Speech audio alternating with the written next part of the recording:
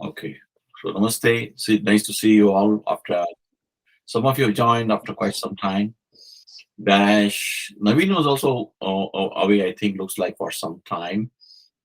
So nice to see you all. So what we are discussing, where we left last time, is of course, I'm sure Naveen and Dash know the story. Therefore, I don't think they must have lost quite anything in terms of the top level.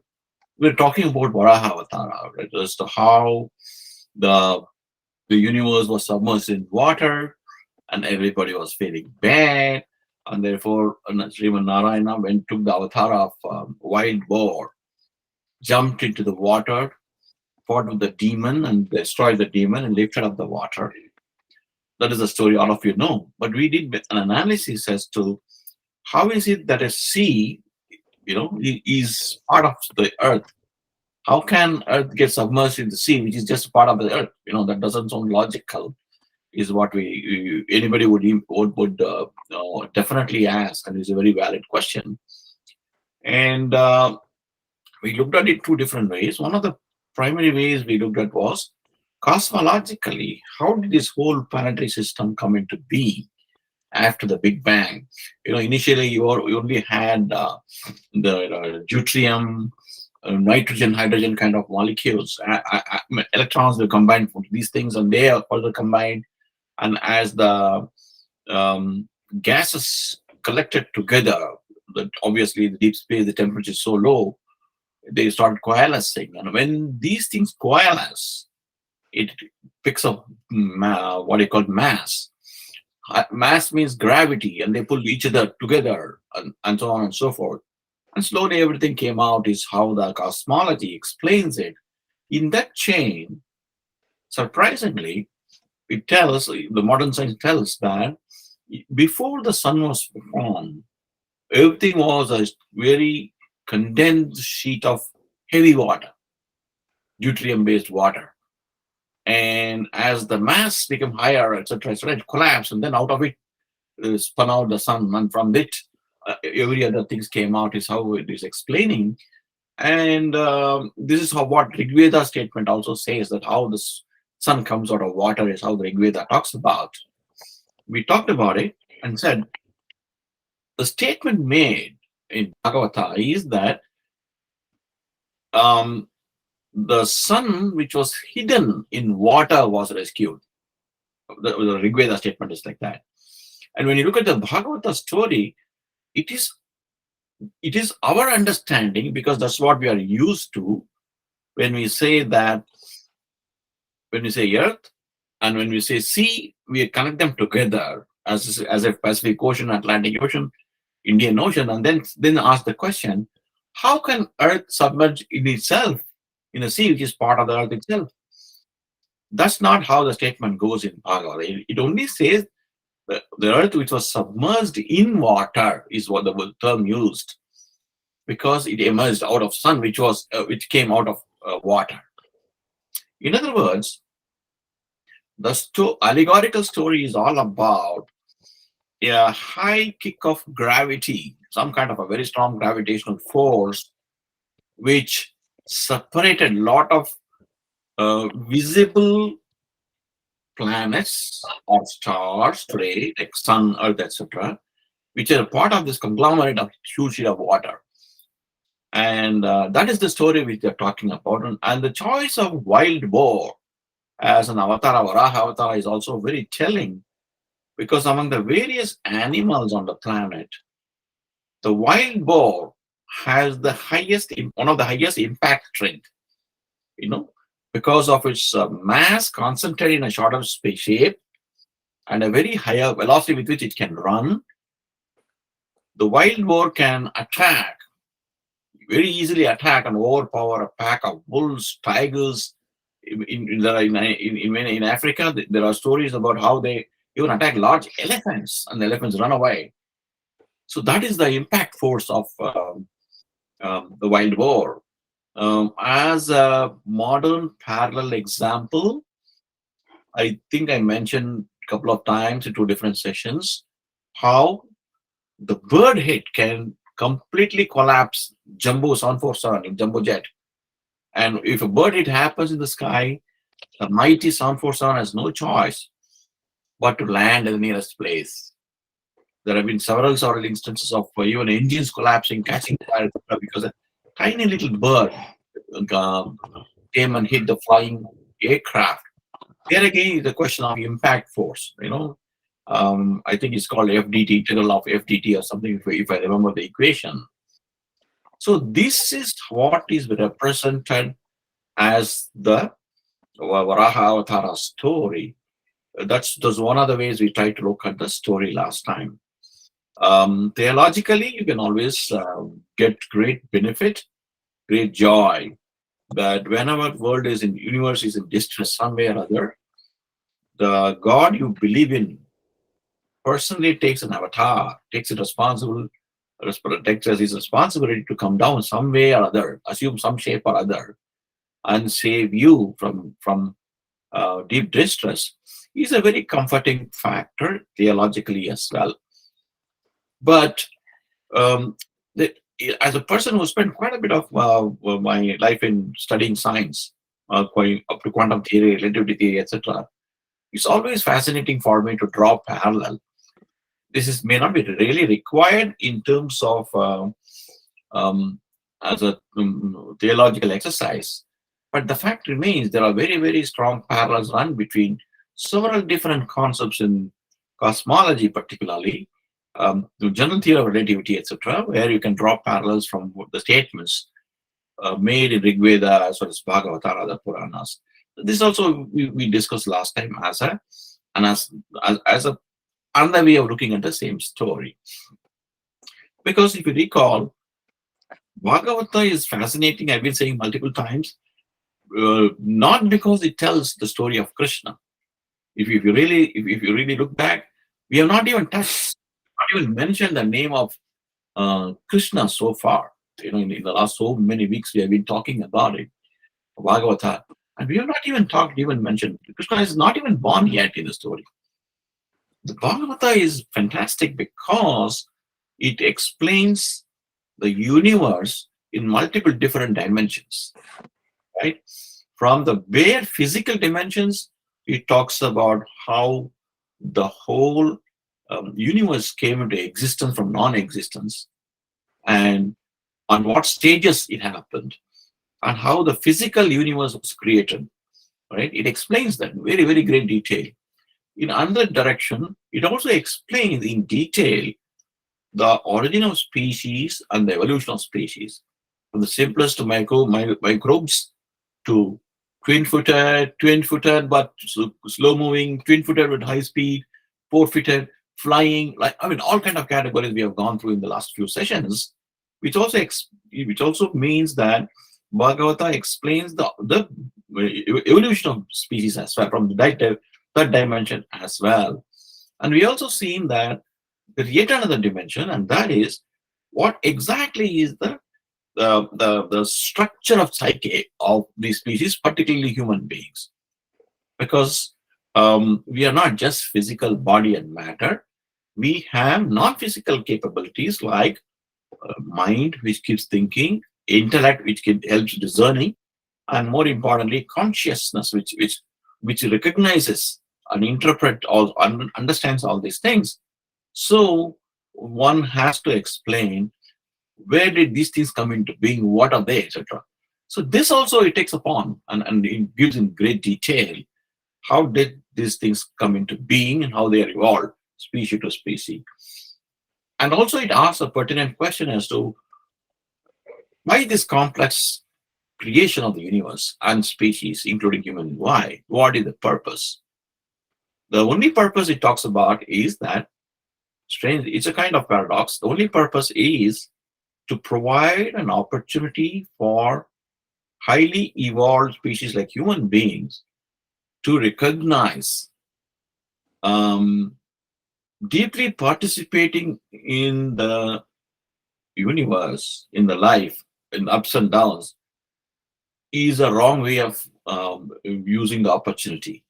Because the only reason why we are given life is to recognize that our true nature is one of unalloyed, infinite bliss.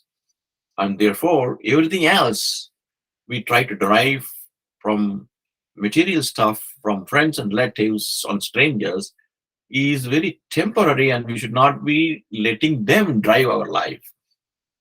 To to understand who we are is the only purpose for which the lives are created. That's what it talks about, and it explains in great detail. But then, if that is so, why is it that um, vast majority of us don't understand that? Or I would say probably 99.99%, I would say. We don't get the feeling. We don't understand that. Is it just a fanciful statement like Harry Potter, or is it something beyond? If it is something beyond, why is it that we are not able to get it? And more importantly, how do we get it? What is the framework? What is the formula for success? So, and then Bhagavata takes it upon itself to explain what exactly is the framework and what are the activities we need to perform to get a clear understanding. And it also very beautifully answers a question which could be in many people's mind but never asked. And that is, at what point did this knowledge was created? Right? For example, modernists would like to always think that the theology and the God was a creation of human being, and therefore it came much, much later. Right? That's how people argue. Frankly speaking, if you see this argument from the standpoint that the purpose of human life is to achieve self-realization and end the misery of repeated births, and this, if that is accepted, the methodology or the framework to achieve that should pre-exist human creation, because the very first person who was born requires that help. And therefore, knowledge and wisdom came first, and then the human species came, is the very strong argument, logical argument which Bhagavatam made. It makes sense also. Otherwise, we have to say that those who were born, millions and billions of people who were born before the knowledge was invented, lost a chance of liberation, self-realization, for not a fault of their own. It is just that they have happened to be born before. That doesn't sound logical, and therefore Bhagavata rightly argues that knowledge was created first, the wisdom was created first, and after that matter was created, the world was created, universe was created, species were created, so on and so forth. And there is no logical flaw in this, because knowledge is not a matter. Therefore, it can always pre-exist any matter creation.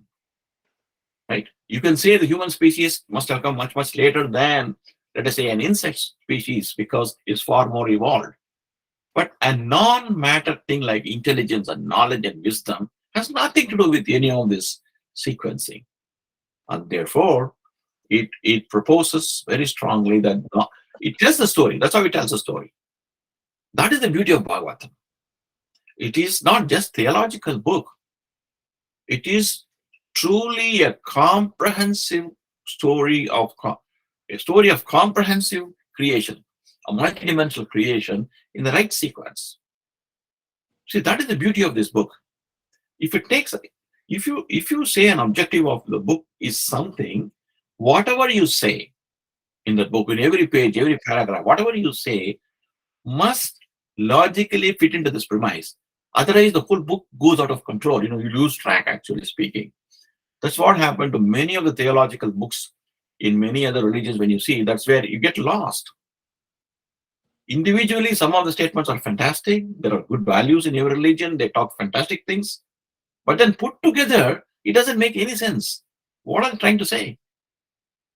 Here you can make a sense, because it talks about pre-creation, creation, in multidimensional creation, in the right sequence, and more importantly, a solution for the dissolution.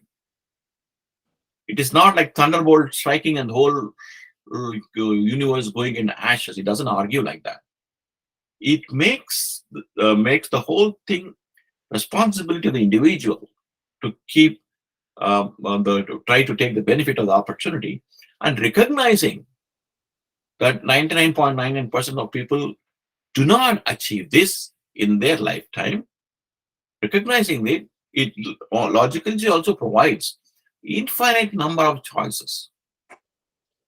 There are opportunities to be born as long as you are still not understood the whole game, which automatically implies the physical universe will have to undergo infinite number of creation and destruction, because everybody knows one point in time either sun will run out of its nuclear fuel and then whole universe will collapse, or this expansion, Einstein has predicted that the universe continues to expand. At one point in time in future, billions of years later, whatever it is, the whole gravitational balance will be lost because planets are so far apart from each other. The only thing which keeps this whole planetary system stable is the gravitational push and pull. If the dynamic equilibrium is lost, it, as they say, the stars will fly off, as they say. Literally, they'll fly off. End of story. So all of us know, whether you're a theologian or you're a very atheist or you're a scientist, all of us know, whichever way you look at it, we know that physical universe is going to be destroyed one day. And therefore the question arises, what happens if you did not achieve this self-realization when the universe is destroyed? If you take a linear one-shot kind of theory, then it becomes such unreasonableness on the part of so-called God that for whatever mysterious reason he gives one chance. If you don't get it, you're done. It's not my botheration. Theoretically, it's possible, but practically speaking, would you recognize that such a person as a God who doesn't give you enough chances? Therefore, it does not address the issue. It does not address the key characteristic of the God concept of being infinitely compassionate individual, if at all it exists. If you argue that God exists, and if you argue that he is infinitely compassionate, then everything must be aligned with this notion. That's what Bhagavata does. That is why I get very, very fascinated to read this Bhagavata, talk about it, discuss it. And every time I look at it, it gives a different meaning. That's how it is structured anyway. So that's what we were talking last time. So I think Dash was not there at the part of that conversation. I think Naveen was also partly there. So also Pratik Studio was not there. So so Kavita. yeah, I know Kavita. Yeah. So you guys can comment on it. Think, oh, you are thinking. I'm very sure Naveen has got 25 different questions bubbling in his head. I can see that. So please shoot.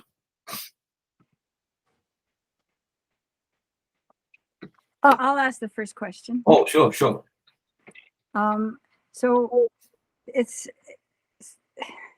maybe I can't even word it, but just to read the Bhagavatam is not enough, because the mind can't know, and is it an allegory to what is possible for the human being, and what is the work that is required, the real inner work that is required to achieve? Because, and then it's Vyasa who wrote it, right? Veda Vyasa. How did he know? Good question. You're right, absolutely right. In all these things, intellectually reading and understanding is not enough. That doesn't solve it. You can become what we call in India you can become a pundit, and you get a pulpit. You can talk about it. That's all. But it doesn't do you any good or any difference. Therefore, what is important is to internalize and realize every statement of what Bhagavatam makes, at least the crux of the whole thing. But it also tells the first step in this game is hearing about it.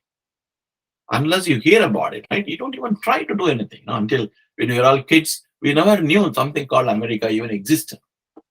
As we become teenage, slowly we understood that many of us derived a desire to come to America, and lo and behold, we are here. Therefore, hearing about it is the first step. That's called Shravana. Then you must think about it. It's not enough if you hear it to something today, something else tomorrow. It's not enough.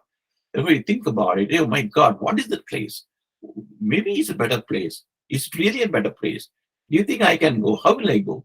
You keep on thinking like this. No, it is called manana. Then third stage is nididhyasa, where you really contemplate. You not only think about it, you really contemplate, decide that is the best thing to do, and I will do at any cost and take the right actions to get there.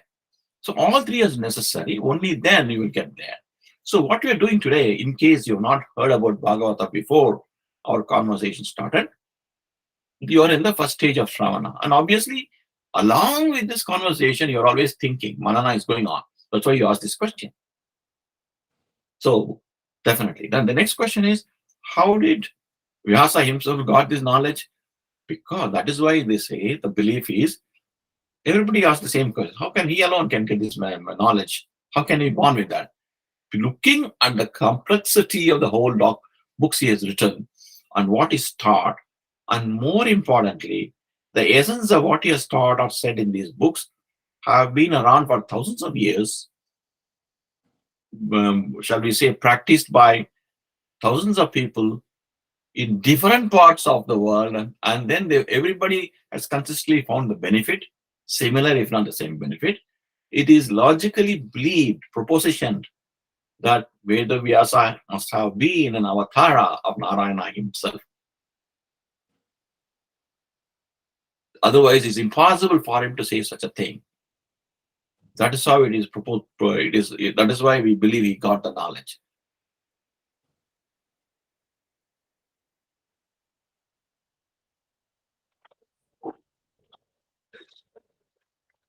Who is next?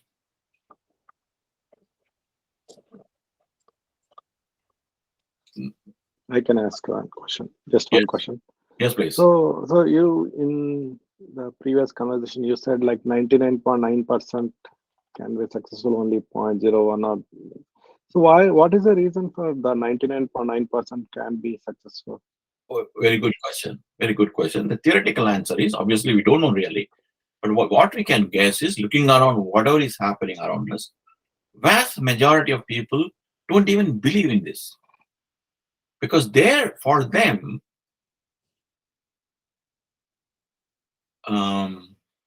it's a stretch answer, but still I will start with that way. For vast majority of people, the self-definition stops with the body and mind and intellect. That's it. It doesn't go beyond that. And because we are talking about an entity called consciousness, which is beyond all these things, body, mind, etc. And we are saying that that is the source of all happiness and joy. You have to believe that. In other words, you have to believe an entity which is beyond our senses as being your true identity. Not only your true identity, it is also the source of all happiness and joy or bliss.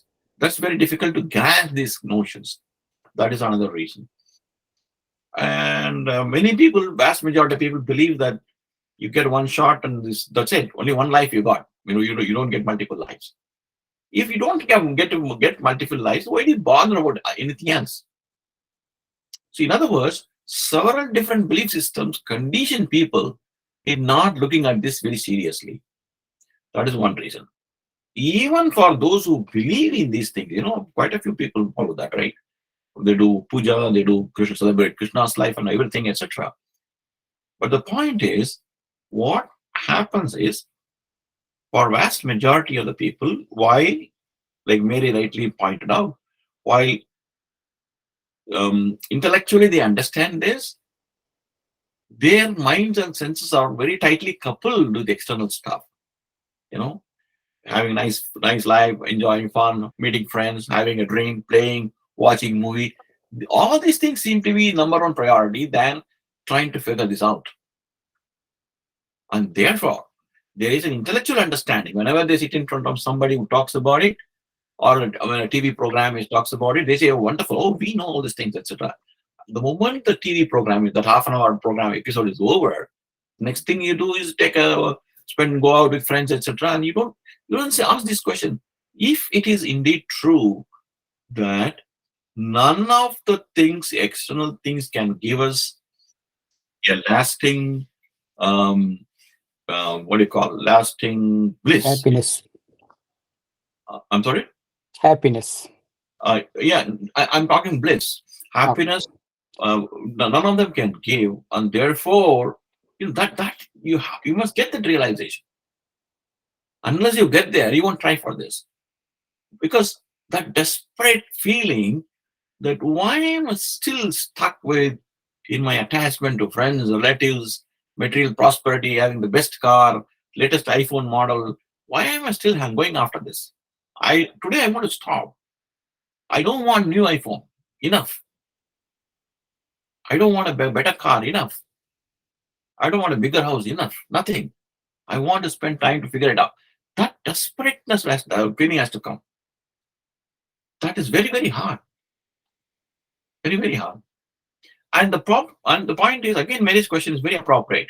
Even when you have that understanding, this intellectual understanding, even if you try it, the sensory pleasure is so powerful. It really defeats your determination. That's why there are so many Purana stories are told. In other words, we have to be patiently trying and trying and trying, and one day it'll happen. So, follow-up question. So the center is pleasure or whatever it is. Let's consider that. Let's call it as a Maya. Can we? It's Maya. Maybe it's all parts of this, all the sensory or all these things comes under that. So who created this Maya? Again, God created this Maya. Yes, of course. Everything is power of Maya. Is also Then the contradiction, right? You are giving knowledge to go and reach it. At the same time, you're giving Maya to pulling back. okay. Here's the thing. Every facility is given. If you go to your office or if you go in your own house for your own children, for example, you will give everything. You will have a fire also. You will have, some of you may have a gun at home also. You have a knife also. You have nice, healthy food as well as junk food. Everything you give. But which one to use, how to use, how long to use, etc., is entirely determination of your kids. You can discipline, but still, when you go out busy in your conference call, they'll go and eat a junk food, because the nature of people is to go after this thing. They do that. That is the point. Your self-realization has to happen to you. It will never ever be given by as a free gift by anybody. It doesn't happen that way. Yeah, I'll add on to this here. Yes, please. Go ahead. Naveen. Everywhere, supposing, if you read Buddha, he talks about suffering, and then coming out of suffering is liberation. That is what is called as realization. Okay. But he tells that unless you suffer, you will not enjoy the realization, the happiness. Unless you know what is dukkha, you can never know what is sukha. Supposing I am always in constant sukha, then you will never know. Or if you are constantly in dukkha, and if you don't know that there is sukha, a concept of some happiness, then you will think that this is my existence. That is one thing. And secondly, in Bhagavad Gita, Krishna himself talks about these things. Yeah, he created Maya. That is the evolution by which Bhagavata describes also. Starts from Mahat Tattva, and then it comes to Ahankara. Then there will be agitation in the whole Tattva, Mahat Tattva, and then Prakriti, that Maya comes. And when the Maya comes, that agitation is created the dualities, pain, pleasure, happiness, and these kind of things. So, and also when this concept, when it comes down to concept, there is soul, everyone believes, right? Atma. But Atma is inside everyone. That is what we believe. That is first belief that we should have. And there are senses, 5 sensory organs and 5 senses. Eye, seeing, etc., which we know. And the body. Body is the medium through which we can experience what senses perceive from the outer world. If eyes are not there, the physical thing, there is no meaning of what I can see. I don't see. But the thing is, whenever these senses always go outside, and the senses are always motivated by ego. This Atma, they call whatever is there. That is what, let us assume that is what is making us living. That is, otherwise, body itself doesn't live, because there should be some energy, that spirit, what we call as Atma, the essence of living. This essence of living, when it is outwardly focused through senses, then it is always motivated and activated by ego. Then what happens is, whatever is making my body happy, that only I will see good things, beautiful girls, beautiful ladies, like that. That Beautiful is man. again beautiful men, women are there. That is satisfying my body pleasure, ego, eating good things, whatever I want, having a drink and all those things, again satisfying the body pleasure.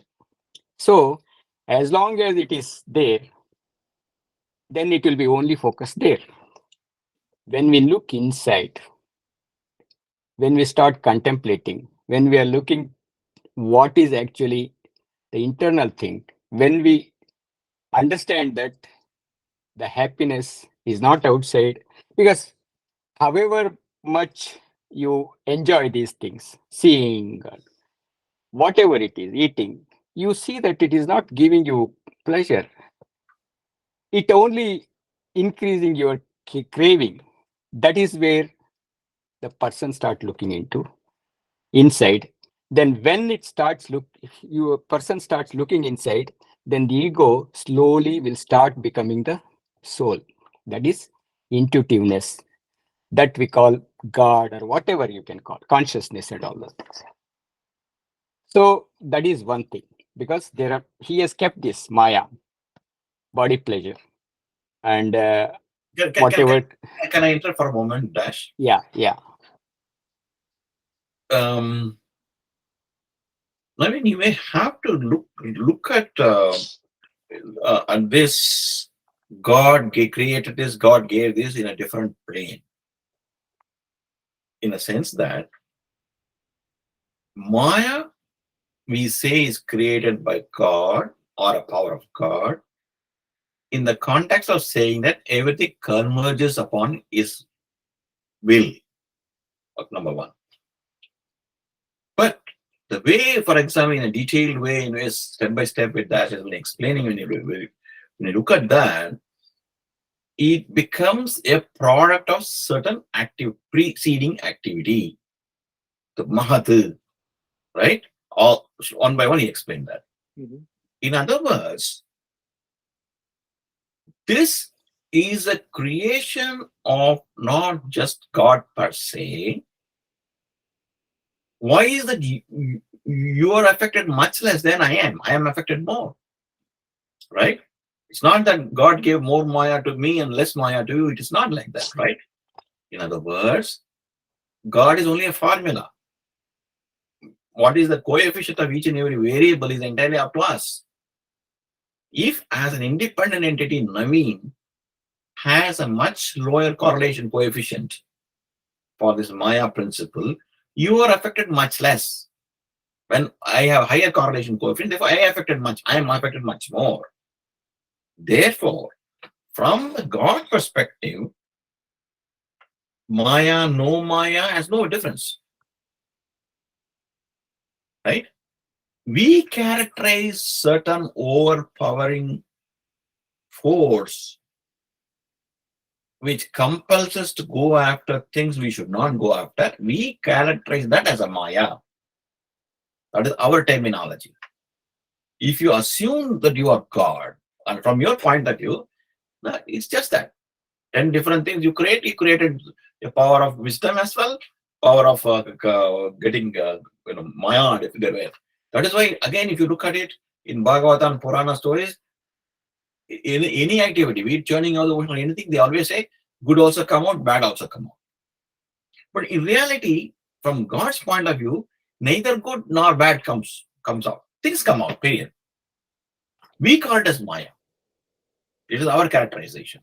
Because if you are taking a pure lowest form of theological definition of a God as a person who opens up the toolbox and gives different tools to different people, then we have a problem, because that's what you're asking a question.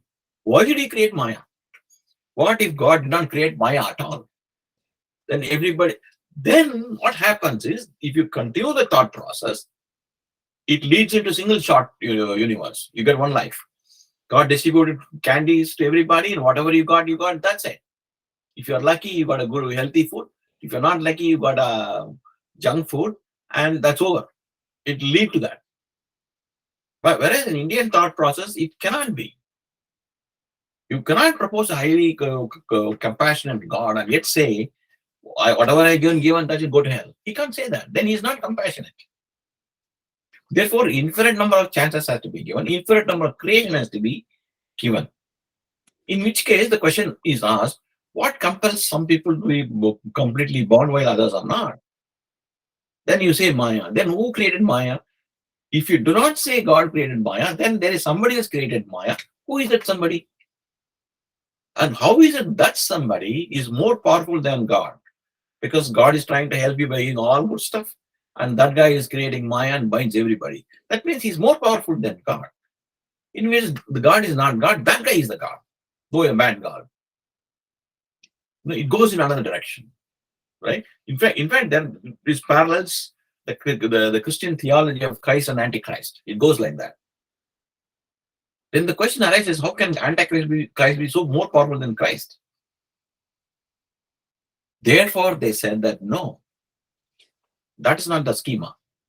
The schema is he created a psyche, human psyche, a structure which is God, Purusha, Prakriti, Tattva, and everything is there. Prakriti is the nature of activity. That's it. But the one which makes you sit through these sessions, ask questions, understand, do yoga, do meditation, or ask a lot of questions, etc., to realize yourself is a bunch of activity. Likewise, oh, it is boring nature, let's go and have a mug of beer and go, etc., play golf, etc. That's also activity. So the activity, from the activity point of view, there is no difference between these two things.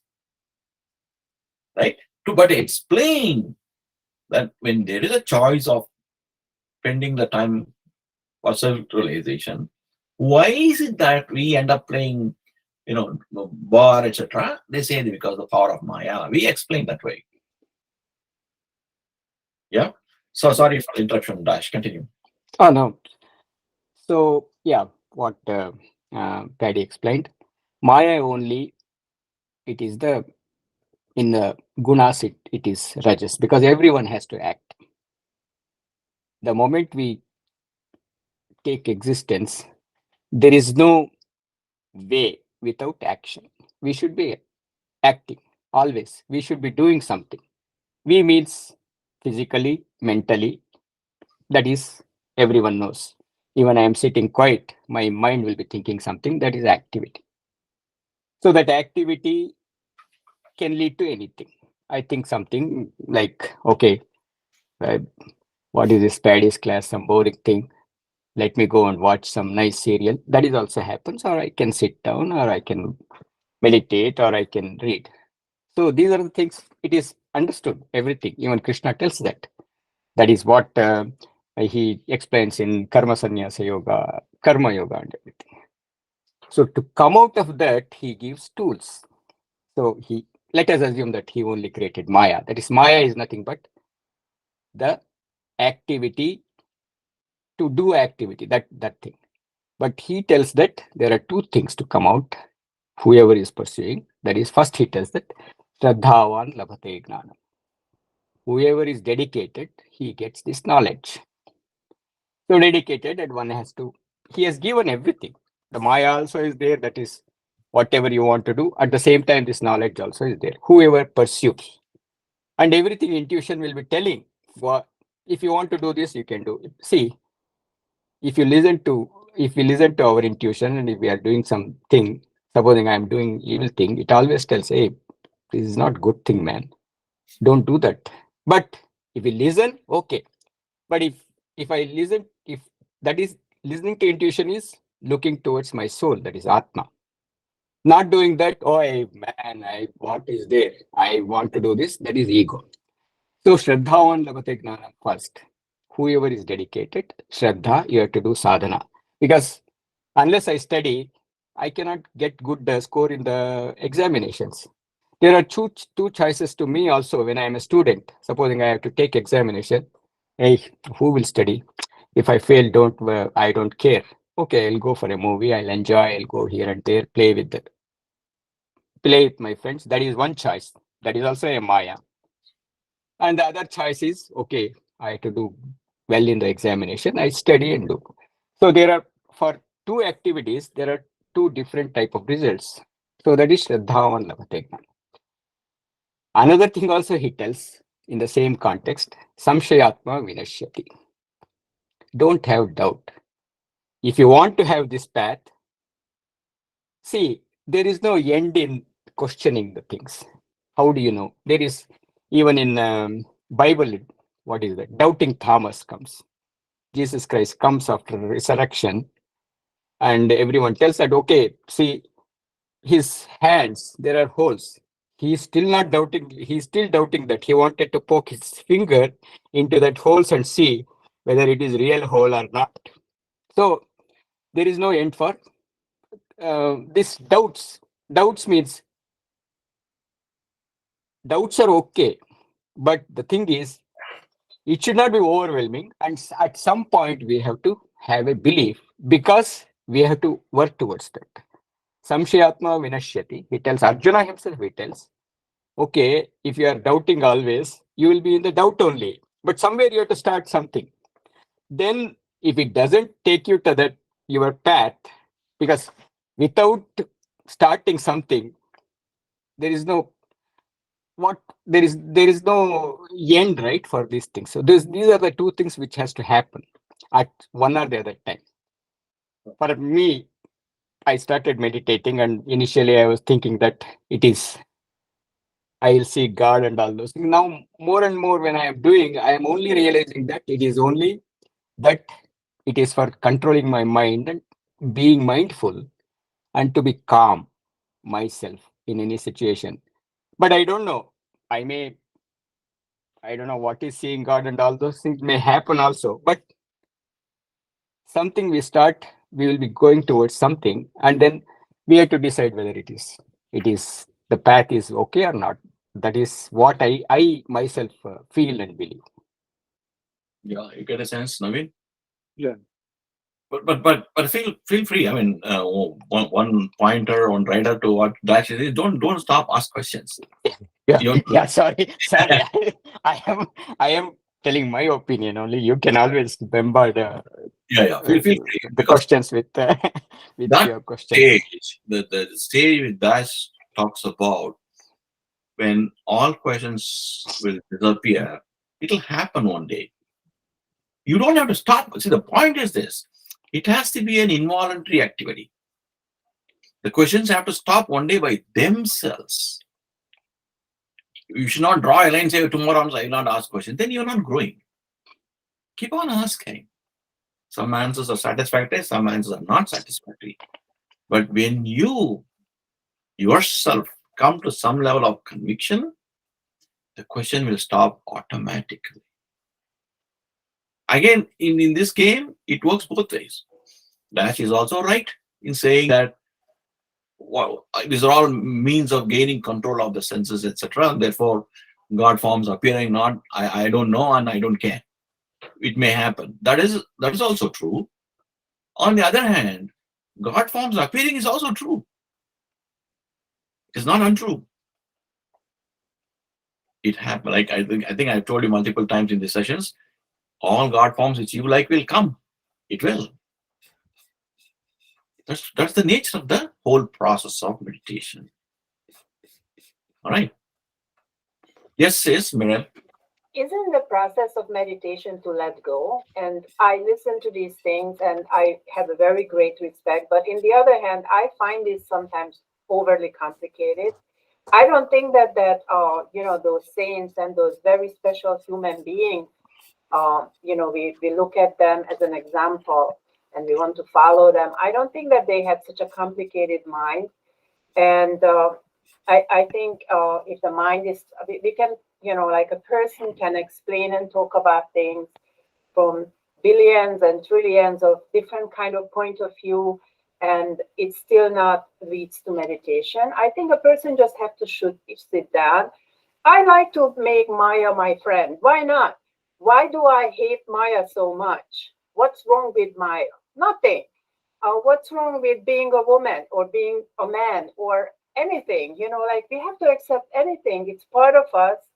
And I actually, started to read now very seriously about the Hindu philosophy and belief system. And I would like to thank you so much for teaching. And I really I'm getting very interested. But I also feel that um, it's sometimes very complicated. And Oh, yeah. I think it's just overly explained and ego and ego and this and that. Why? So we all have egos, have to accept it and let it go, or just observe it. And I read about long time ago Buddha's life, and Buddha actually didn't get involved emotionally. He observed when he cut his hair and he went out and he left he left his princehood behind and started to search for teachers and meditation practice and wanted to change himself. He observed people and observed everything. He never really got involved with anything and anyone. He just wanted to find a teacher, do meditation, and that's what he did and started to work on himself. So I think that sometimes, even though I really have a very sincere and very, very deep appreciation for all of these ideas and teachings because, I learned a lot from them. But at the very end, Okay. if I really want to get to Samadhi, it's not totally useful. Yes. Sorry. Yes. No, not at all. Let everybody express whatever they want to in this conversation. You're right. But at the same time, think of it this way. Like we always say, the 5 fingers are not same. Each finger is different, right? And as I keep mentioning many, many times, each of us had different trajectories in our previous lives when we have come here. What it means is each one of us have got different combination of the 3 gunas. Sattva, Rajas, Tamo guna. All of us do not have identically the same proportion. We have different proportions. What our trajectories are, we don't know. What it will be next time, we don't know. And therefore, looking from this principle, we recognize that different minds will approach the problem very differently. For example, the same Buddha, for example, he went through several teachers. I mean, that is not, it's very, very clearly told by everybody. He also went through several teachers. He also argued with a lot of people. Finally, he decided this is what it is. And by the way, some of his follow-on disciples like Nagarjuna and etc., they've gone exactly what Buddha would have criticized, elaborately explaining everything and defending. Why? Because there are 2 or 3 categories of us. One, I'm doing this because I just want to do self-realization and be happy with it. Get on with my progression. That's one category of people. The second category of people is, oh, I'm all excited about what I'm going through. I want to tell everybody. So they start telling everybody. When you tell everybody, they counter questions, argue, discuss, etc. Therefore, the lot of elaboration comes. Because if nobody asks the question, such a long explanation is not required. But I mean, it can't came in his head. Why did Maya was created by God? That has to be answered, right? So all this conversation. The second category of people. The third category of people are not only excited about what they are experiencing and learning, not only want to discuss with people, they also want to go around, put a flag and say, this is what is correct. If you want to challenge me, come and challenge me. Let's have an honest debate about it. So those people obviously will be having much more elaborate arguments because people ask all kind of questions. They have to answer. If you quietly sit in your place and get on, like for example, Ramana Maharishi did in Tiruvannamalai in India, he didn't want to talk to anybody. He just went quietly, sat in a cave, and people thronged. Even then, he won't talk. Hours together, he won't talk. Occasionally, he will say a few things. For him, everything is an imagination, including the people sitting in front of him and asking questions. Therefore, he said, "What's the point of answering?" He didn't. But sometimes, okay, people are pestering for their sake. Let me say something. He will talk in a very simple statements. That's it.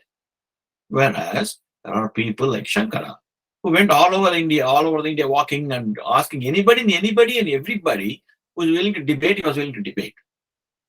The people are different, and the purpose is different.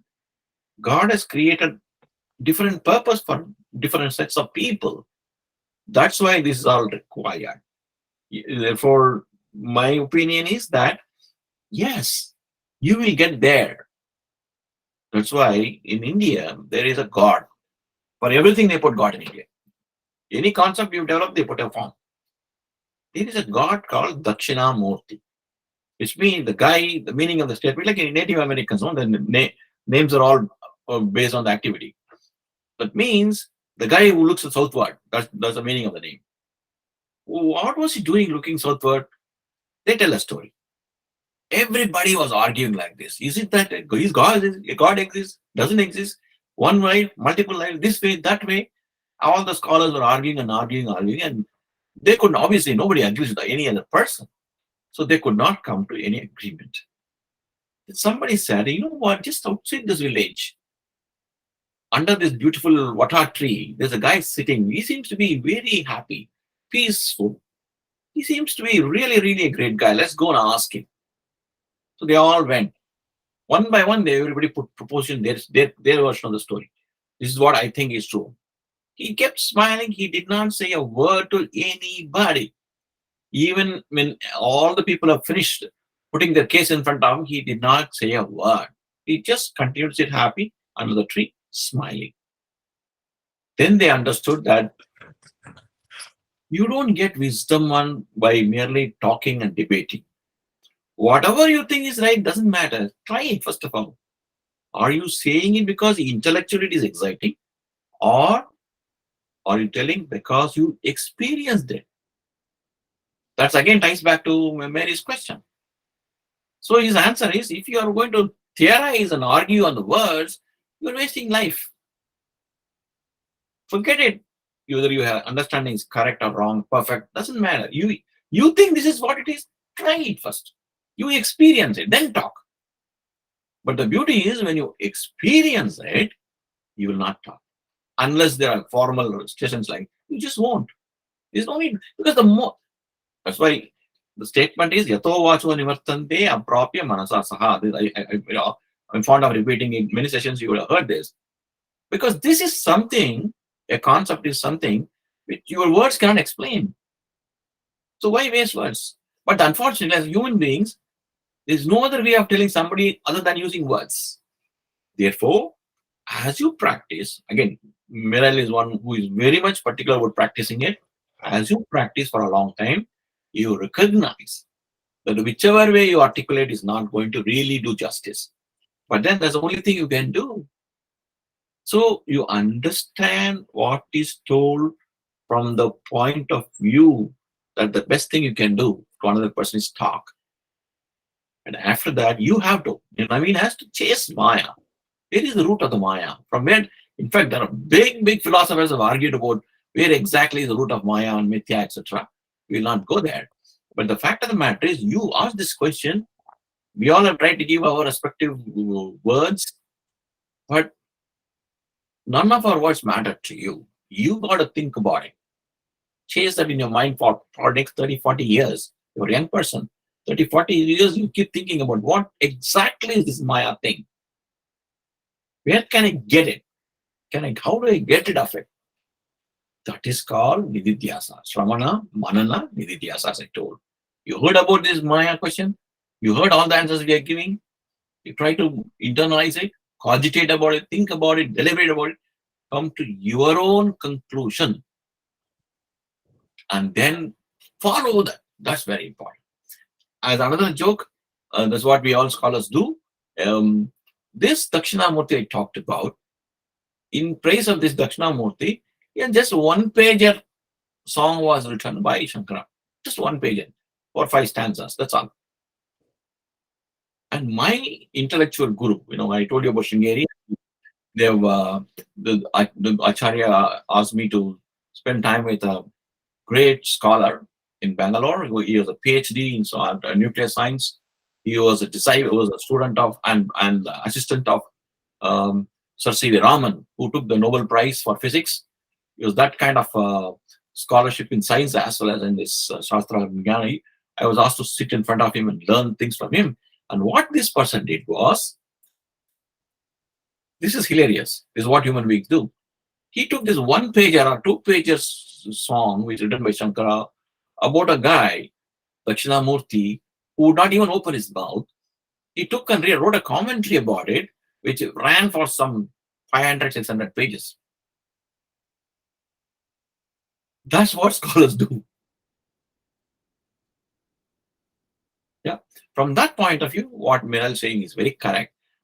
But then the notion that this verbal diarrhea is too much, I want to get rid of it, I don't want to ask any more questions, etc., should not come under duress, under compulsion.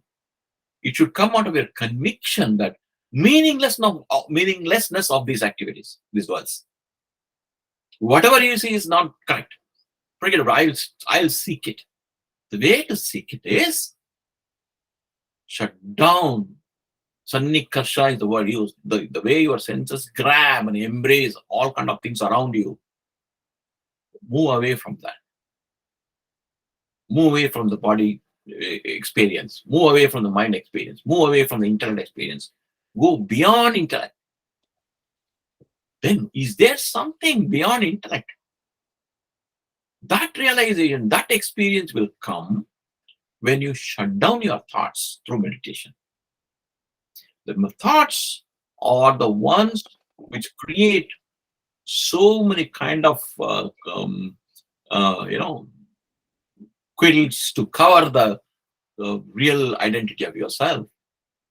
The wheels, they are the wheels. Cover. When you suspend your thought, automatically, for that brief moment, maybe a millisecond, maybe a couple of seconds, maybe a minute, whatever you are able to, when the thoughts are suspended, the space-time continuum disappears. The space-time continuum is the one which defines the entire universe for you, the objects for you, your ideas about it, your appreciation of it. All these things form a part of space-time continuum, which disappears when you suspend your thought. What remains is your true identity. And that is understood not by an observation process, but an awareness process. Like, for example, we never look at our hand as an object, right? We are aware we have got hands and legs. That's not an observation process, an awareness process. Likewise, you become aware of your true identity. At that moment, Maya disappears. Maya loses the power. Now, from your question, original question of did God create Maya and why did he create Maya? I have to rush and add, yeah, God created Maya. So did he create that self-awareness process? He created both. He was not playing good guy or a bad guy. He just said these are available. It's your choice. It's a very important question. Maya is a very important question because it's going to bug you several different ways. Yeah. Hi, Laila. How are you? Hi, I'm good, thanks. How are you? Very good. Thank you very much. Anybody else got any other question?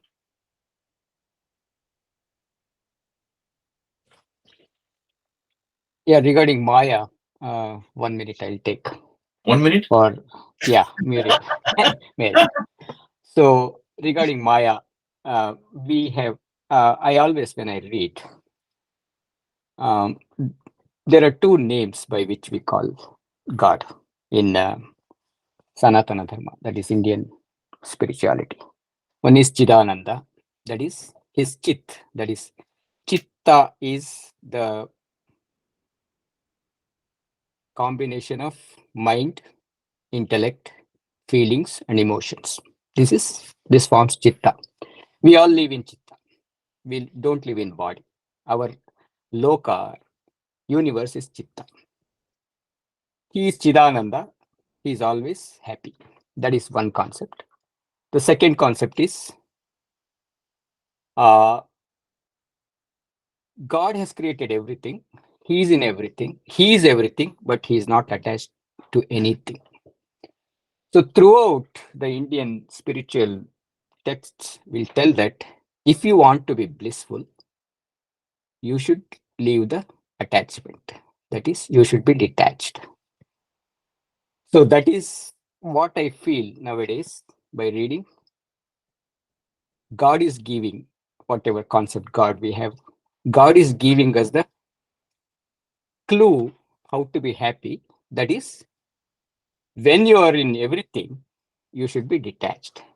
What is the meaning of detachment? Many times I was thinking. And finally, I thought that God has given this because He is everything and He is in everything, but He is not attached. The same way, when I was reading and listening also, I thought we cling to many things. Mostly the things which we feel that was happened unfair things. Oh, I did so many things to Paddy. I went and gave him groceries also in winters. He didn't tell a thank you to me. So I will cling to that feeling 100 years if I live also. So this is what is called a detachment, what I think. It's not detachment that, okay, my house is there, I am attached to it. Okay, that is very less things. But our clinging through our mind is more than anything. If somebody, that guy, I made it so many things. And when I went in front of him, when I met the other day, he didn't tell even a hello. He didn't even smile. He insulted me. These are the things which we video game will be playing in our mind mostly. And this is what let go has to happen to be happy. That is what I nowadays I am thinking. So for that, again, meditation, calmness, because Shanti, Shanti, Shanti. He is again Shantakara is one of the names of the God. He is always calm. So that I think that even though you're in Maya, you can enjoy whatever Maya is providing. But only thing is the clinging to something should be, it is very the hard thing. It's not very easy to, as we tell, but this is what we have to practice and slowly we have to at least a little by little achieve. That is what for this Maya thing I can, it's my 2 cents. Yeah, sure. Thank you. Anybody else? Naveen, can you follow on question on that? No, sir, I'm good. Thank you. So you I need to experience it. I know. you silenced you with thousands of words. For now, I'm satisfied. So it's like, No, I agree. I no, agree. I like that idea. So it automatically stops. It's not like voluntary. Involuntary, it should stop. So I like that idea. So Correct. Correct. I need to Yes. do that nididhyasana to understand by myself. I think. Yes. Yes. The most important thing in the whole game is do not suppress anything. If you suppress anything, it'll come back 10 times more powerful. The thing is sublimate. You sublimate when you have a proper understanding. You no longer crave for it because you understood, right? For example, the moment you go to your doctor and doctor says you got a diabetes, suddenly whatever sweets you love so much, you're no longer interested. You used to take it every day, but now you don't want to go that side because you understood. On the other hand, if somebody were telling you every day, oh, don't, wife was telling you every day, oh, come on, you're eating too much sweet, don't eat it. You will argue with her. That's what you will do. Therefore, do not suppress. That is our entire effort is small, minimal. Try to understand. Shravana, Manana, Nididhyasana, do that, understand, internalize, automatically it rewires your, your likes and dislikes, it rewires. That is the way this game is to be played. No rush, no hurry. Put your step with a wonderful, wonderful feeling that the so-called Ishvara is inside you. You don't have to go anywhere. He's always with you. And therefore, he takes care. Don't worry. With that, take the load of the mind. Continue. Yep. Yeah. Thank you. Sure. Anybody else? Rashmi, Abhi, Kavita, any questions? Paddy uncle, I don't know if we have in the Bhagavata we have come to a point where we have explained the Hiranya Loka. So I was just interested because I just read the autobiography for Yogi, and there Paramahamsa Yogananda's guru he comes back and says talks about Hiranya Loka. So I know if that is there in Bhagavata or we have not come to that stage yet, but I'm very interested to know that astral plane, what happens, are there other beings there, a little bit a little brief about that. Okay. Thank you. Bhagavatam does talk about multiple lokas, multiverse. It's a multiverse theory, multiple universes it talks about. I am not sure whether we have crossed it because I'm not going sequentially from beginning, nor am I covering all slokas. I'm skipping quite a lot because it's very, very voluminous book. But if you are interested in Hiranya Loka, I can probably do a session on this Hiranya Loka, which is applicable for any other loka. But the point to recognize in this is, again, that's where Merrill's argument becomes very powerful here. You talk to you read autobiography, you get certain things. You read something about Vivekananda, you will come back and, Maharishi Mahesh Yogi, you come back. So everybody, even that person is a guru. Remember one thing, guru is not an avatar. Therefore, guru is a human being like you and me. Somehow he has taken a few steps ahead of us. That's the only difference. But then, as long as the guru has got the body, mind, and intellect as a jiva, liberated albeit, he will talk or say things only what is driven by his definition. And it need not be the same for everybody because jivas are multitudinal. They're different. So that understanding is very important. If you're trying to read multiple things, that understanding becomes very important, or else you can get lost in all the definition but without moving an inch. A lot of activity and no movement. It will become like that, like the what do you call the big storms over this. They sit in the spiral and stay in the same place. A lot of activity, but they don't move. It'll end up like that. From that point of view, again, I would like to recommend Merrill's suggestion that through all these things, one point, not forcefully, one point in time, stop seeking these things. You will be the yogi. You will be explaining your own experience 20 years from now. Who knows? Yeah, that's what we should aim for. But we can certainly do that. Got it. Thank you, Paddy uncle. Got it. Yep. Yeah. Because they have structured. For example, they looked at multiverse theory. We'll come to one day. We'll talk about it. They talked about so many different universes in the whole schema. Again, I'm very surprised by some of the statements they make in Bhagavata Purana, where they talk about in some universe it rains diamond, they say. So that looks ridiculous to us unless you recognize in one of the planets it does rain diamonds, even now. So because the atmosphere is such that carbon becomes diamondized and it comes down as a diamond. So far, NASA has not found any chance of life there. That's a shame. There's a lot of lives here and no diamonds, and a lot of diamonds in that planet, but no lives there. Yeah. So these things are there. There's a lot of things we can talk about. Any other question? Here also a lot of diamonds are there, but De Beers is controlling it. Yeah. Yes. So we talked about that the wild boar avatar rescuing, etc. Slowly, I mean, the Bhagavata tells story in a very, very detailed, slow manner. There's no rush they take.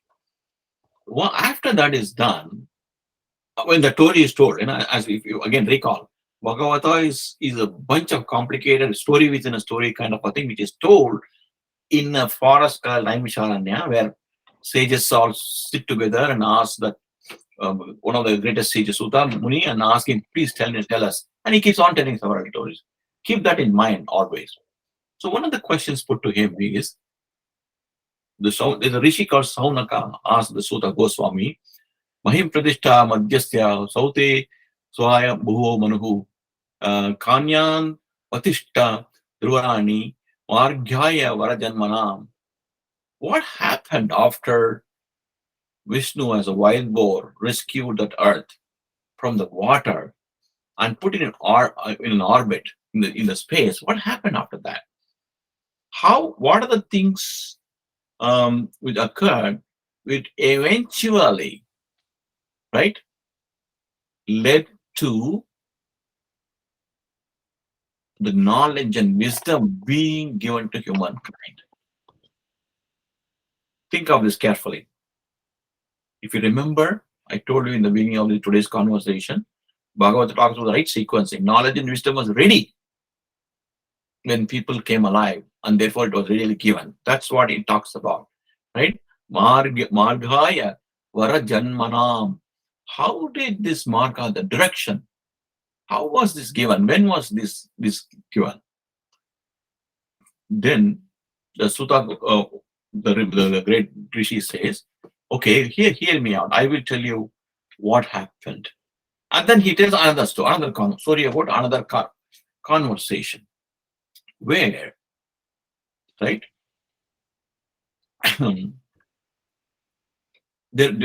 he talks about a character called Vidura. Okay. Now, I'll briefly tell who Vidura is. He plays a very central part in the Mahabharata war. I don't know how many of you are aware of Mahabharata war. Is there anybody who doesn't know anything about a Mahabharata war? What about Laila? Have you heard of Mahabharata war? No. Mary? You know about it. Okay. Mirel?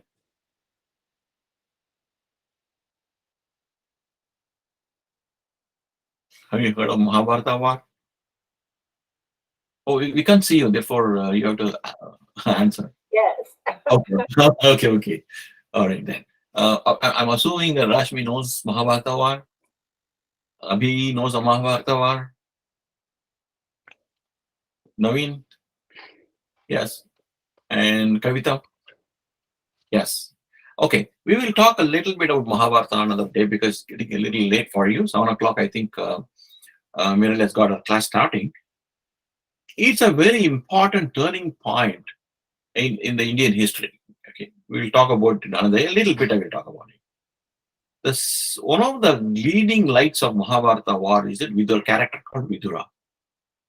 He is supposedly he's the prime minister of the country.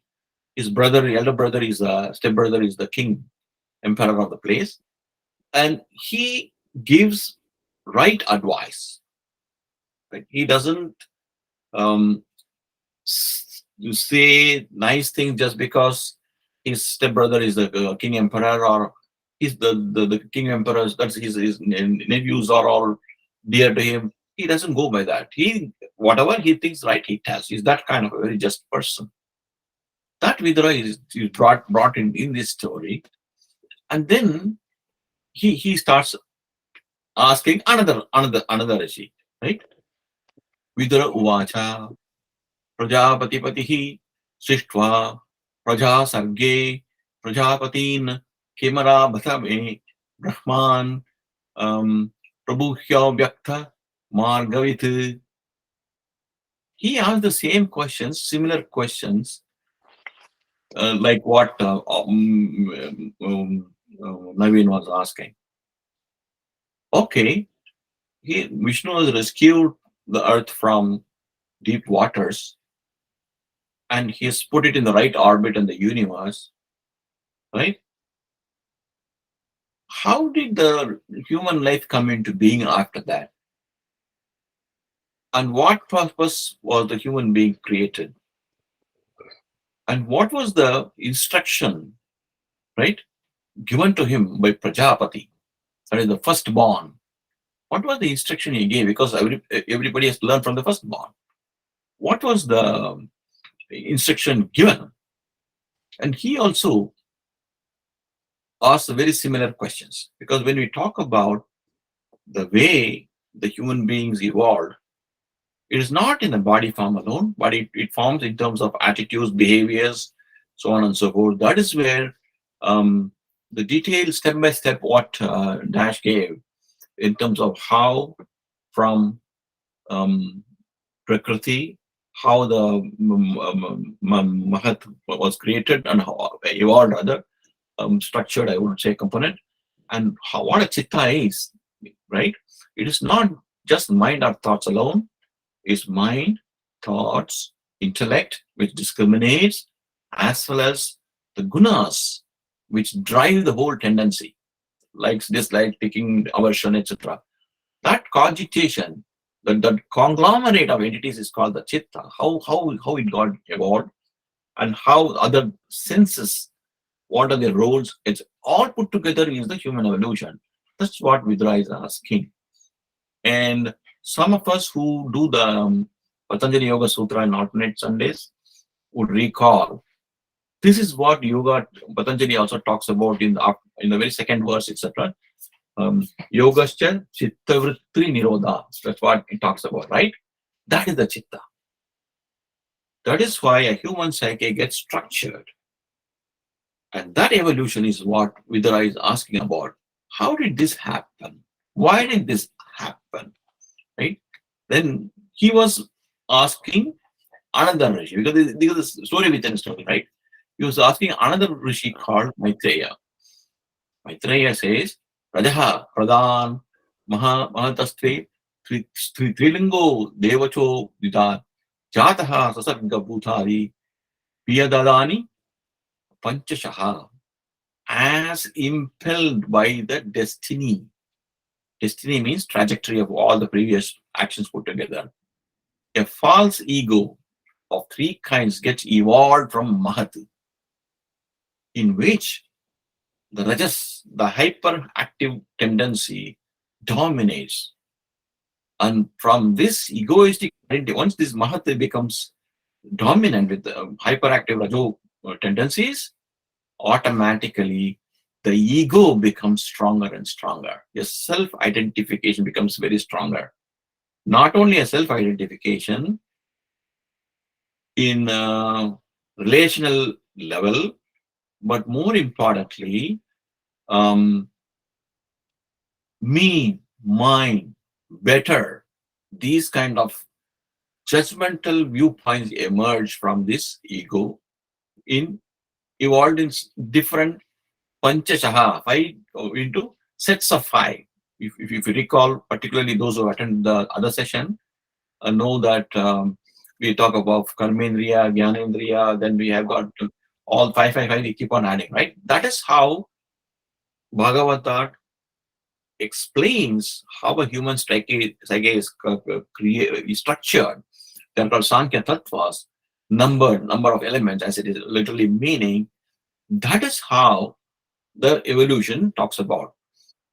The wild boar rescues the physical world from deep waters, quote unquote, puts it in the orbit, right orbit in the space.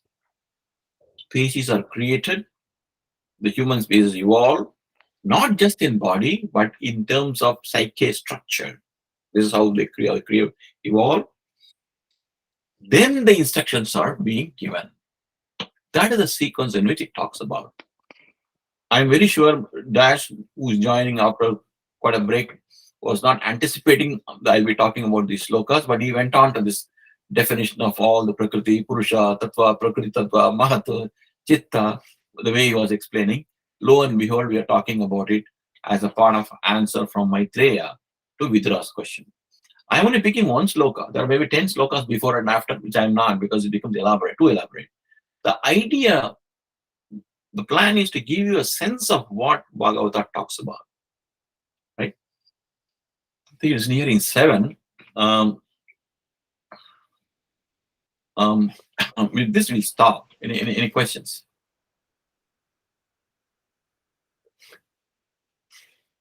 This definition of psyche, structure of the human psyche, is very important because that's what we are going to pass. This story is going to lead very soon.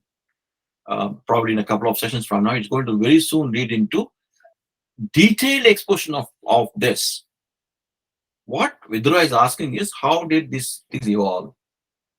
How others evolved? So one of the reasons is going to explain how the first Prajapati led to creation of other people, and then he will lead into a rishi called Kardama, and how Kardama gets a very wise lady as the wife, a daughter of a king called Devahuti, and for them, one of the wisest children will be born called Kapila, and that Kapila is going to explain the details of this entire psyche, the structure of the human psyche. What I mentioned now is only a brief summary. He is going to elaborate. He's going to elaborate not only the structure of all the 24 elements constituting the human psyche, but also explaining how the various elements of the psyche can potentially liberate you if you do a few things, but in general is the cause for completely submerging ourselves in the matters of sense-related things. In spite of knowing that there is a better way and better thing to do, we still go after this sense-related stuff because of power of Maya. So, without knowing what is going to happen, what we're going to discuss, you people have asked a lot of questions which are leading to that. You see how this is the power of logical thinking. The way you ask questions, the way you think, will be reflected with what Vyasa has told. Vyasa will tell. Because as long as we keep our an open mind, as it were, and ask right questions, you will lead to the same point. Today you can see, even before I could come to these passages, you talk the same thing. Any questions, please? Any last minute comment? Then we can close the conversation.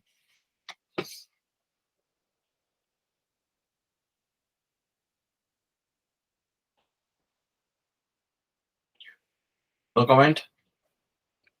All right then. See you next week. Next week is going to be, next Sunday is going to be the Patanjali's. So we will discuss 2 weeks from now. We'll continue on this. The birth of Kapila to Kardama Rishi and Devahuti. And subsequently, we'll talk in great detail about the Sankhya Tattvas. Okay? Thank you. Namaste. Thank you. Thank you very much. Thank you. Yes.